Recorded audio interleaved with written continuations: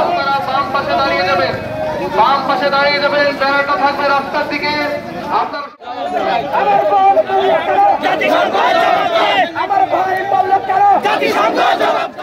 পতন হয়েছিলাম, যেভাবে ফেরাউনের পতন হয়েছিল, আল্লাহ রাব্বুল আলামিন জুতা